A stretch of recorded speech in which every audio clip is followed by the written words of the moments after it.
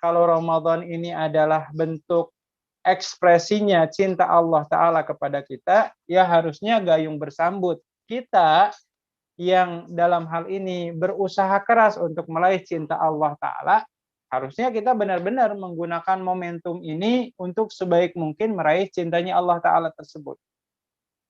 Ya, karena walau bagaimanapun, ikhwati rahimanakumullah, saya ingin mengutip dulu lah ya, dengan sebuah definisi yang dikatakan oleh Imam Ibnu Taimiyah.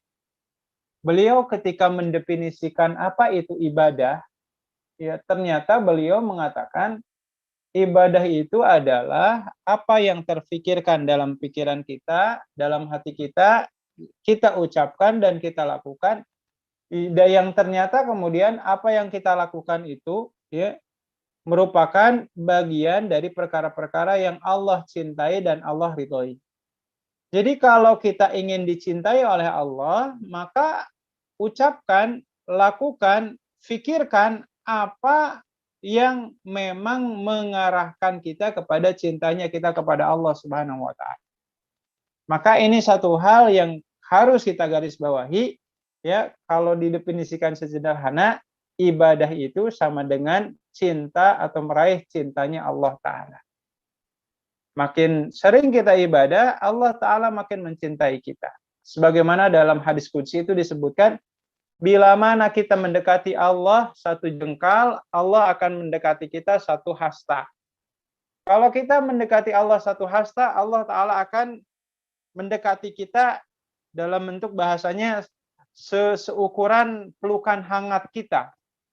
Jikalau kemudian kita mendekati Allah dengan seukuran pelukan hangat kita, maka Allah Ta'ala akan mendekati kita dengan cara berjalan. Dan ketika kita mendekati Allah dengan cara berjalan, Allah Ta'ala akan lebih mendekati kita dengan cara berlari. Maka disinilah kemudian letak maha cintanya Allah Ta'ala untuk para pecinta itu begitu amat sangat luar biasa. Suatu kali ada seorang sahabat Nabi yang bernama Sa'ad bin Abi Waqqas radhiyallahu ta'ala anhu. Beliau sampai mengatakan seperti ini, ya Rasulullah, demi Allah kalau seandainya ada laki-laki lain berani-berani melirik istri saya dengan pandangan yang seronok lah bahasanya, maka jikalau ketahuan laki-laki itu saya akan tebas kepalanya, kata sahabat Sa'ad bin Abi Waqqas. Maka kata Rasulullah, wallahi ya Sa'ad innaka rajulun ghayyur wallahu aghyaru minka. Demi Allah, wahai Sa'ad, kamu ini karakter laki-laki yang memiliki tipikal pencemburu. Tetapi ada yang lebih memiliki sifat kecemburuan dari apa yang kamu miliki dengan cemburumu itu kepada istrimu. Dan maha pencemburu itu adalah Allah Subhanahu wa Ta'ala. Maka Allah Ta'ala secara zatnya sampai mengatakan, ana aghna syuraka ani syirki. Kalau bahasa kita, aku ini enggak mau diduakan dengan yang lain. Itu bahasanya ya. Allah Ta'ala itu enggak mau diduakan dengan yang lain.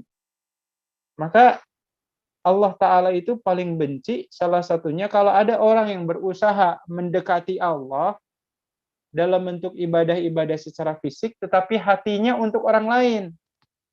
Dalam bentuk riya, gitu ya, mengharap adanya sanjungan dari orang lain, ya, dan seterusnya. Nah, kalau kita baca dalam keterangan, ikhwatimullah, dalam hadis riwayat Imam Muslim itu diceritakan orang yang paling duluan masuk neraka itu adalah orang yang menduakan cintanya dengan cinta selain Allah.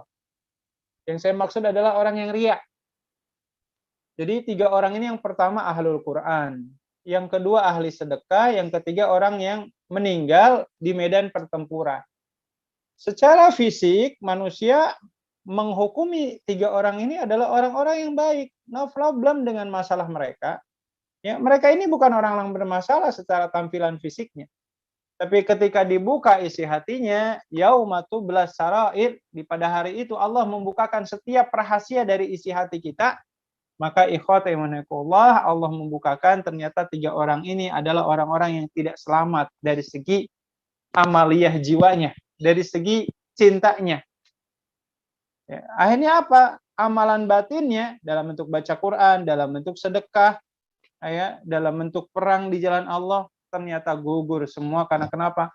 Karena mereka menduakan cinta mereka kepada selain Allah Ta'ala. Fisiknya iya, tapi hatinya enggak.